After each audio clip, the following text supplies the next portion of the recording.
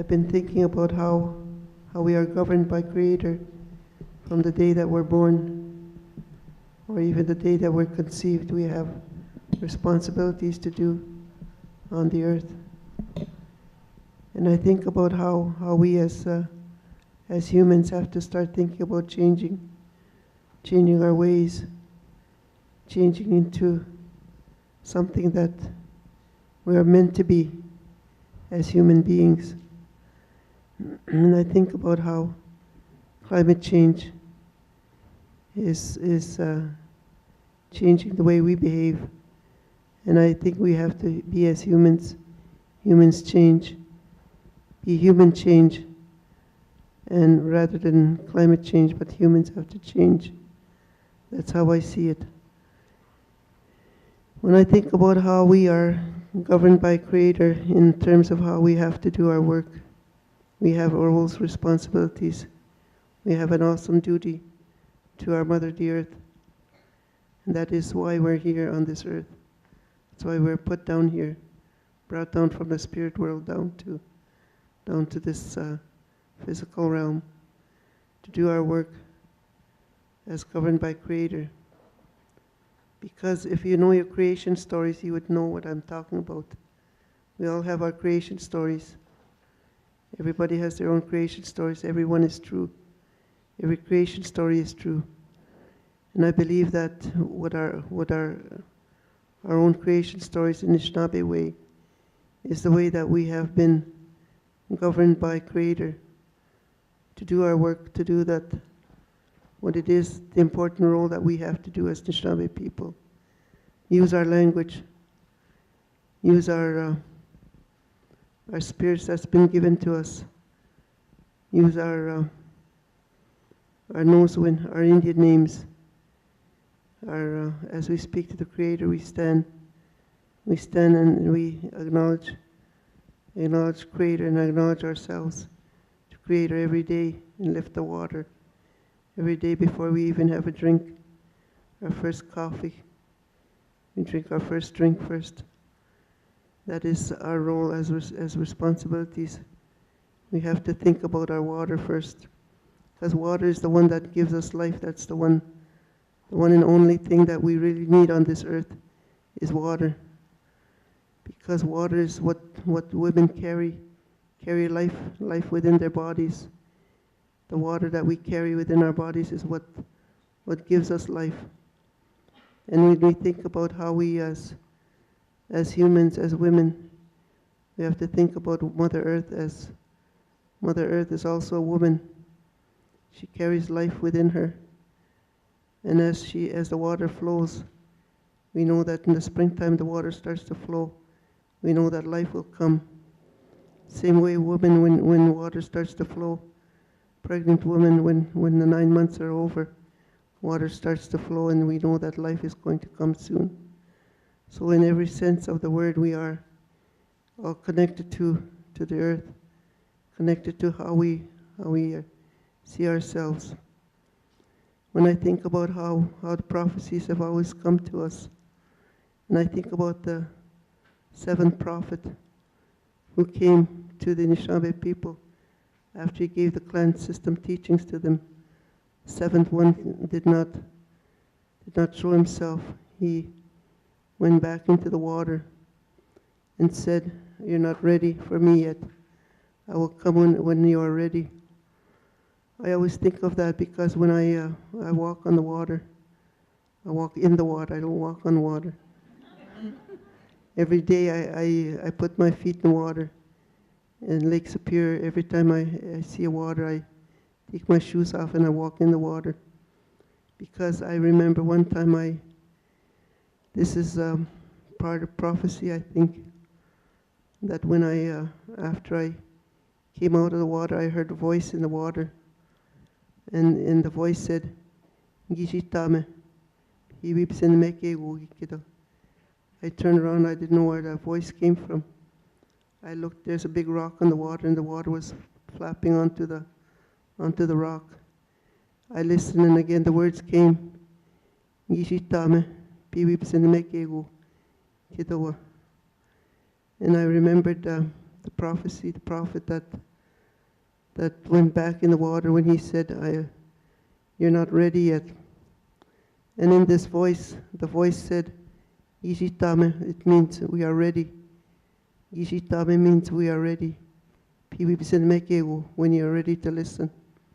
So I tell people when I see them, I say, listen. Start listening to the environment, listening to the waters, listen to the wind, the trees. Every aspect of our humanness has life. Trees have life. Tikanabe, we call them. They have life. The air we breathe has life. Everything has life. The rocks, the water, especially the water has life. It can speak to us if we listen very carefully. If we really listen, we can hear many things. That's why it's important to use your visible gifts. The gift of listening is most important. To really listen, not just to hear, but to really listen. Listen to what Creator has to say to you. I remember one time when I took my granddaughter to fast. Coming out of the berry fast, it was early in the morning. I went to the water and I stood there. The water was just green. It was just beautiful, just very quiet. There was no sound anywhere. As I was standing there by the water with my tobacco in my hand, I heard the water sing. It was a beautiful, beautiful sound. I thought I was hearing things. I looked around, I thought maybe there was mosquitoes or somebody was making a sound, but there was nothing. And I looked in the water and I saw the water was just beautiful, started to move. And the beautiful sound was just inspiring. I can't explain how that sound was just beautiful. So anyway, I really appreciate when people really listen to what is being said. I had an uncle, he already passed away. Dominic Shkahun is his name, he is from Sagamak. He told me one time, when the plants are eating and it's raining, they're eating, we don't disturb them. You don't disturb them while they're having their meal. And when it rains, that's when they're nourishing themselves. You don't pick medicines, you don't disturb them, just let them be when it's raining. He said, in the same token, when an elder is eating too, you don't disturb an elder while he's eating. Let him eat, don't talk to him, wait till he's finished eating, because he might choke on his food. So in a sense, everything that I've been taught by our elders, there's meaning behind all things that are given to us, about how we as humans have a lot to learn. But we have learned a lot in terms of when we were in our mother's wombs. 9 months we were in the womb. For 9 months you heard many things. You sensed many things. You heard many things. Felt many things. You tasted many things. You smelled many things. For 9 months when you were in the womb, we're all of water. We're all related. There's no aspect of us that is not separate from each other. That's why I look at you and I see all the gifts that you have, all the invisible gifts that you carry within yourselves. Your hearing, your listening, your sense of smell, your touch, your heart. We all have those invisible gifts that we've carried for 9 months. For 9 months when we were in the womb, we've heard many things, and we saw many things, we tasted many things, we experienced many things. When we come out of the womb, we come out screaming, yelling. That's the language that we have, the language that we have. When I was born in 1942, February 21st, wintertime. My grandmother always reminded me that when I came out in a steam, because it was a cold house where I was born in. In her house, she brought me into the world. And she said, when you came out in a big steam. I can imagine how I must have looked when I came out. So when we think about how how we as humans, when we come out screaming. And I came out in the language. The language is what I was born into. Nobody taught me the language. I learned by observing, by listening, just by seeing what was, how things were. I didn't hear the English language until I was in residential school. When I was 7 years old, I was taken away. My first experience with white language. That was a very, very awesome experience because I didn't know how to say yes, I didn't know how to say no, I didn't know any English word. So every time I opened my mouth, I said something in the Indian language, and I got slapped for that. It was a very, very traumatic experience, not to know the language that you're exposed to. The other gift that we come out of is the name, our name, that is going to carry us through. My Indian name is Taibossigai, which means one who comes with the light. And I didn't know what that meaning of that word was. I know the meaning of the word, but I didn't know what the message was behind the name. There's a message behind each name that we're given. The other gift that was given, that we come out of, is our heartbeat of Mother Earth. We heard the heartbeat of our mother for 9 months when we come out. We come out with the heartbeat. That heartbeat of Mother Earth is what gives closeness to our Mother the Earth. That's why we've been given that responsibility to take care of our Mother the Earth. The fourth gift that we come out is a Tukanabe, which is that spirit that is within us, that is around us, that travels with us when we sleep. And we wake up, we remember the dream, or we don't remember. Sometimes we don't remember the dream, but something happens that we call it déjà vu in the language, in the English language. Remember something that might have happened, and you remember something that person was going to say. You know what that person is going to say because you had the dream already. Many times when I see people, I hear what they're going to say, and I tell them what they're going to say, and they're surprised because I'm already repeating what they're going to say before they even say it. So déjà vu is very important to understand your dreams. And so when we think about how we are governed by what we do, when I remember my name Taibossigai, which means the one who comes with the light, and my clan, which is the fish clan, and I've thought about those many times. When I left the reserve in my 30 years of life, I started thinking about how things are falling apart, falling together, falling apart and falling together. That's the way we live. We have to fall apart in order to know how to put things together.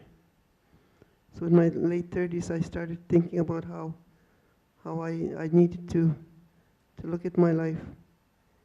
And I looked at her life in terms of Taibossigai. What is she going to do? So she started sundancing. At the sundance, when Badwedan spoke about how women have to start picking up their bundles, he said that they have to start doing their work. And he looked straight at me. I thought he looked straight at me, and he looked at everybody else. He said, "What are you going to do about it?" So we have to start thinking about what are we going to do about our life, our work here on the earth. And so I started talking about how we as women have to start picking up our bundles as women. Our bundle is not something that you carry. It's your invisible gift that you carry within yourself. Your womb is where that's your gift. That's your bundle that you carry as women. You have to start thinking about that. How to live your life as a woman. How to carry life. How to bring life into the world. There's many things that we have to really understand about how we as women have to start picking up our bundles, doing our work. I think I've said enough. And I've been I guess, very, very fortunate. When I was young, a little girl, I grew up with 4 brothers and 4 sisters along the St. Mary's River. And my mother left us when I was quite young. And so it was a pretty hectic but amazing way to grow up, because we didn't really have any rules. We just ate. My dad worked shift work, so when he was gone, we just did what we wanted to do, kind of thing. And but one of the things I remember always trying to get away, or when I needed to just be like alone, and I would always go to the river and I would just lay there and just stay real still and listen, and it was just calming. And at a very young age, not having human teachers around, I suppose, I didn't really understand what that was. So as I grew up and ended up getting some education, I worked for the Chiefs of Ontario.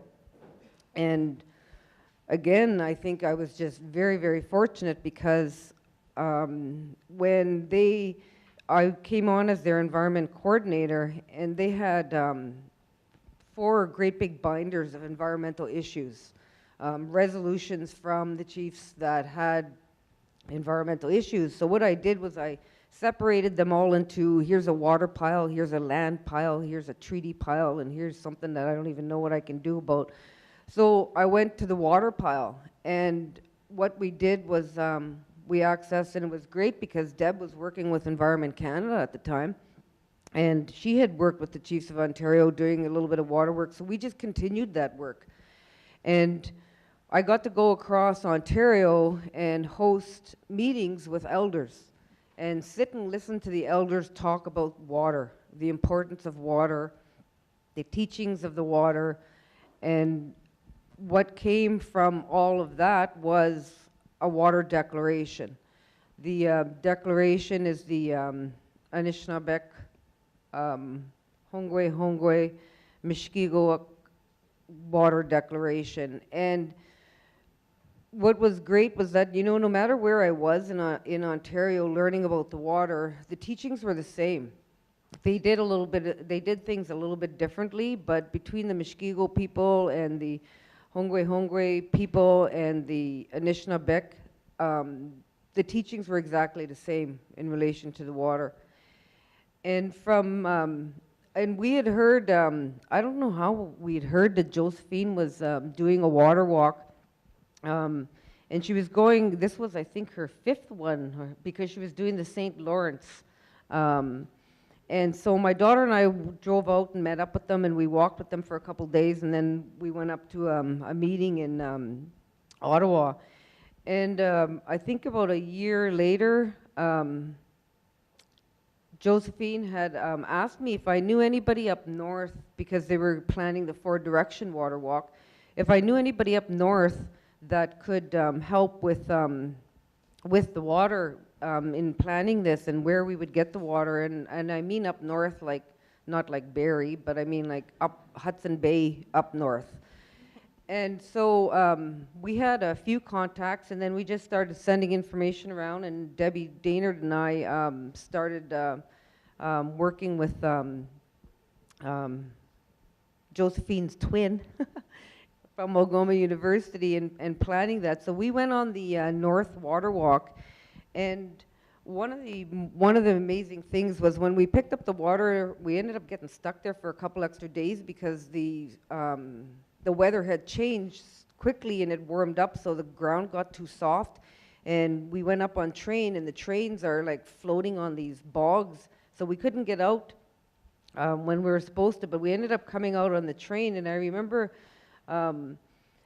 sitting on that train, and it was like, if you've ever sat like at the bottom of the canoe and not on the seat of the canoe, and the waves come and how it rocks.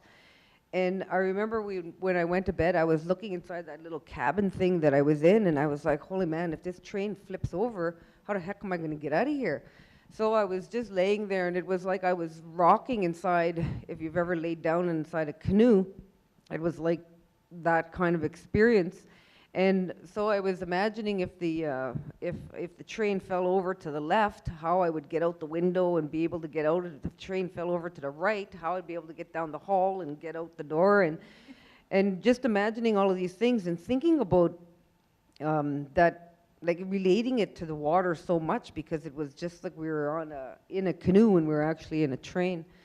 So we brought the water down to the Bad River and done the ceremonies in the 4 directions. The waters came together from the 4 directions, and it was just an amazing experience.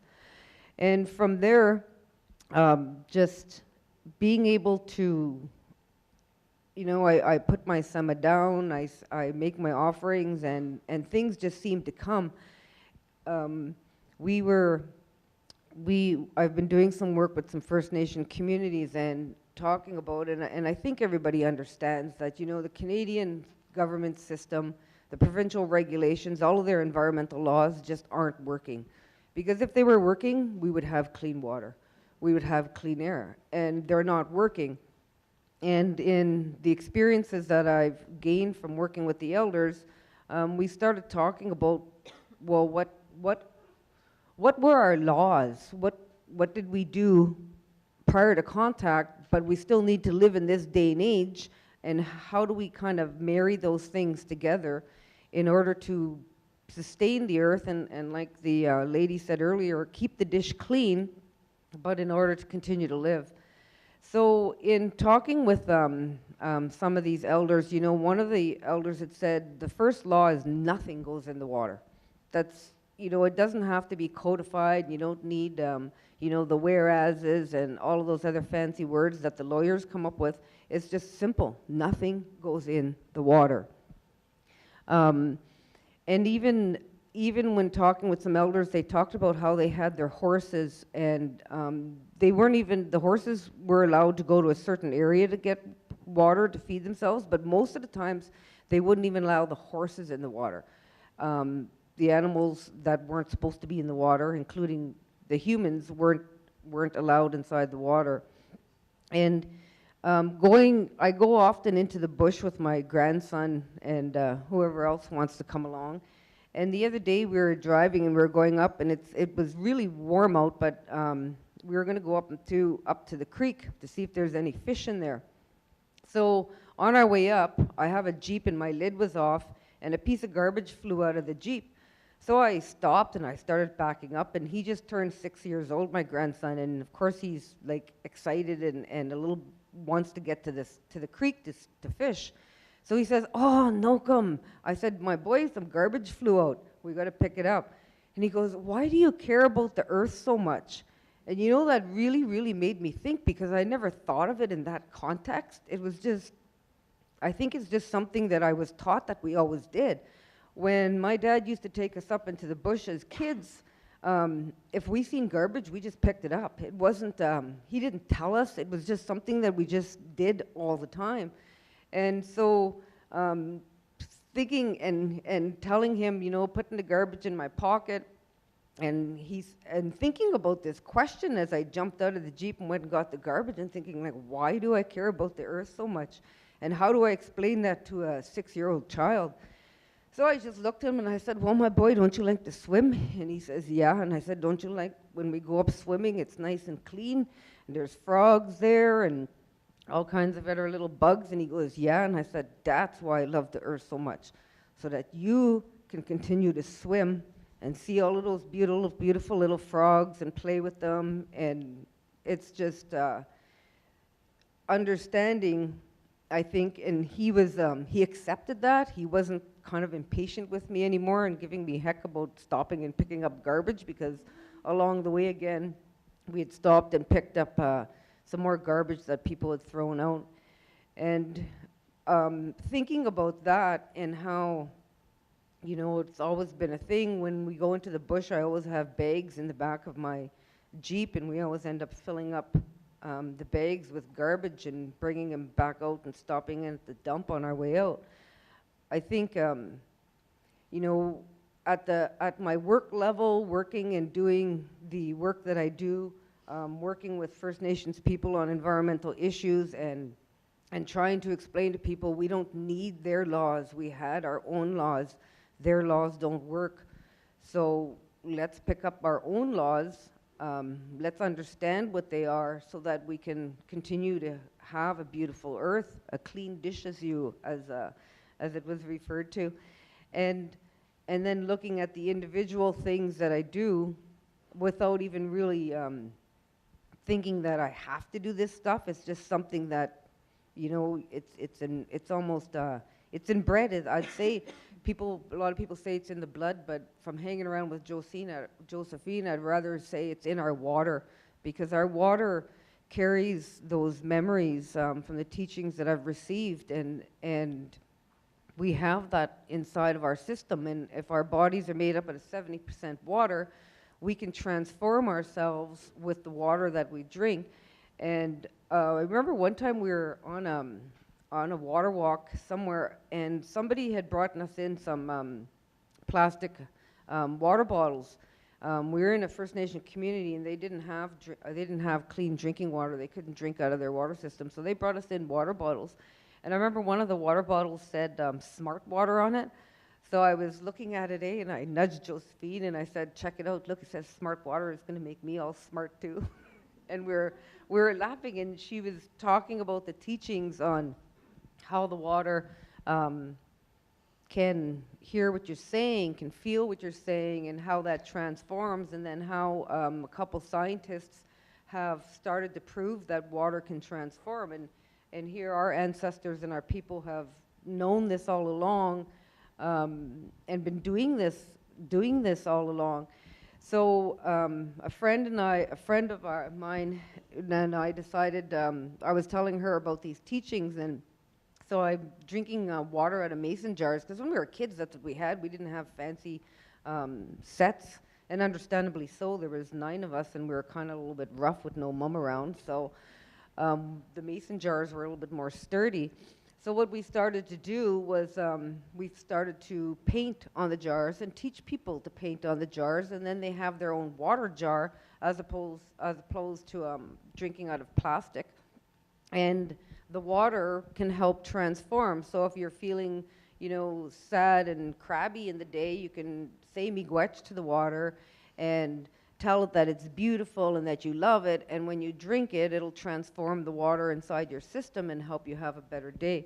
So we've been sharing some of those teachings with some younger people, and everybody just thinks it's so awesome that they get to paint their own jar and then carry that around with them. So it's been a really good experience.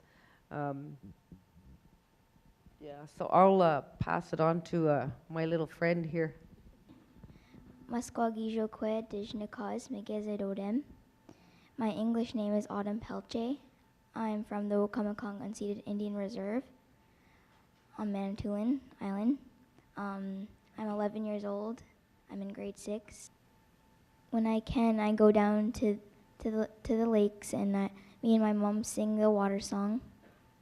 And we close our eyes just to listen to the water, because it's a very beautiful, calming sound.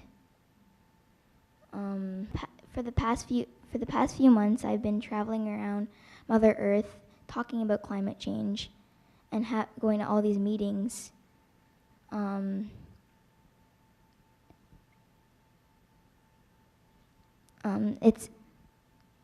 It's hard to think, having all these meetings, is anything even going to be done about climate change? Because we all just need to work together. We actually need to do something about climate change before it gets too bad we can't do anything about it. And just waiting, our water is going to get really sick.